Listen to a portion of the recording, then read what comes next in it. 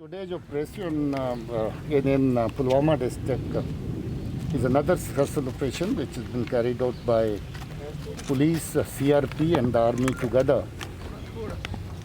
Unfortunately, we have lost a brave head constable, Kale Sunil, in this operation. Otherwise, operations so far have been very neat and clean without any collateral damage on the civilian side and on our own side as well.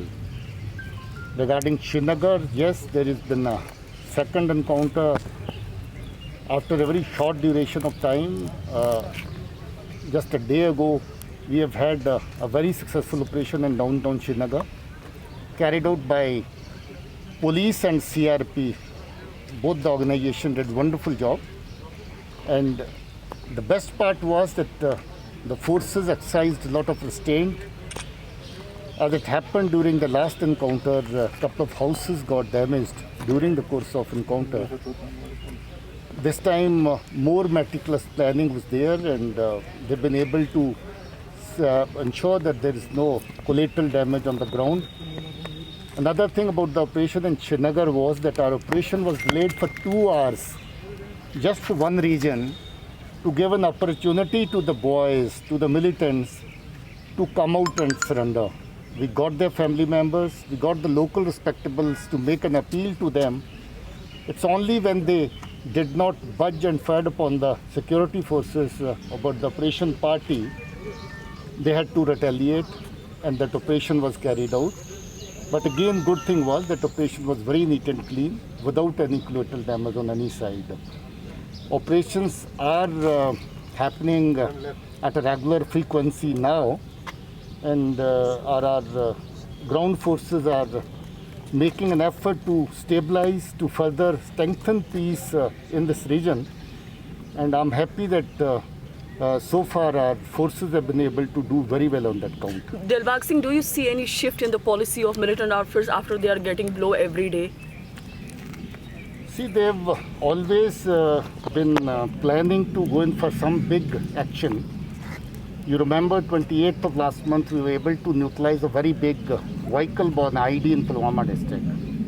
That was meant for an attack on the security forces. Luckily, our alert forces on ground, police, CRP, army together were able to detect it and neutralize the threat. We have reports that the militants are again, especially Jaish-e-Mohammed, is again planning to have some big IED incident somewhere against the security forces or any other incident directed against the security forces. We are exercising full restraint and full alert at all the levels.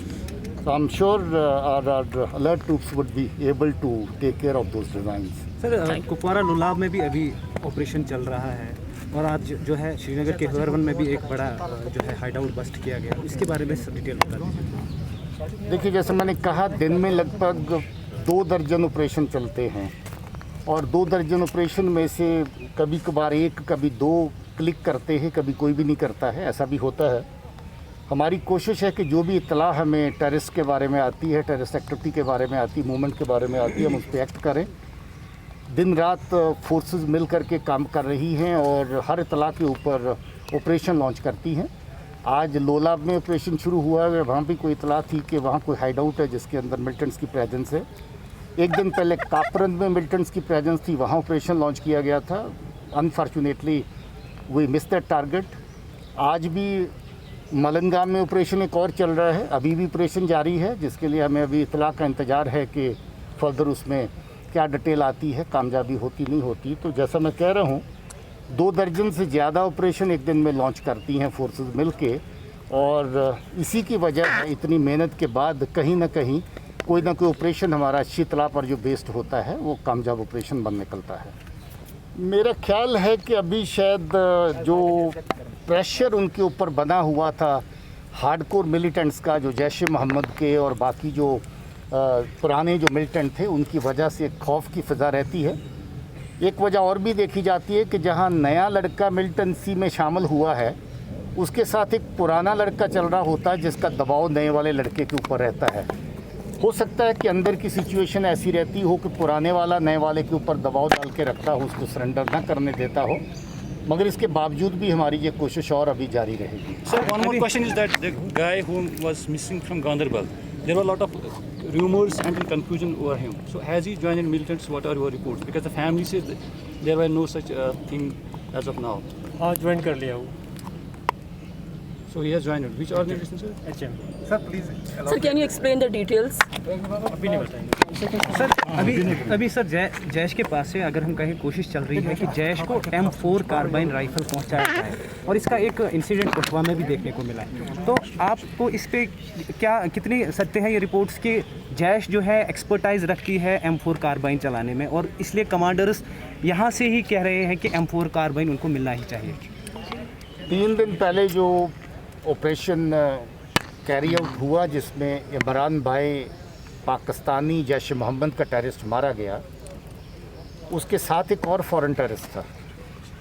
उस operation के दौरान militant एक मरा मगर weapon 2 पकड़े गए और दूसरा वेपन MO4 राइफल ही था जो US मेक है। जैश मोहम्मद जो है इसके पास MO4 का ठीक ठाक इस्तेमाल करने की कैपेसिटी भी है, एक्सपर्टीज़ भी है और ये इनका काफ़ी हद तक प्रेफर्ड व्हीकल है क्योंकि ज़्यादा लंबे फासले से इससे मार कर सकते हैं और काफ़ी कारगर वेपन है क्योंकि इसके ऊपर साइट वाइट बाकी सब चीज़ें लगी रहती हैं।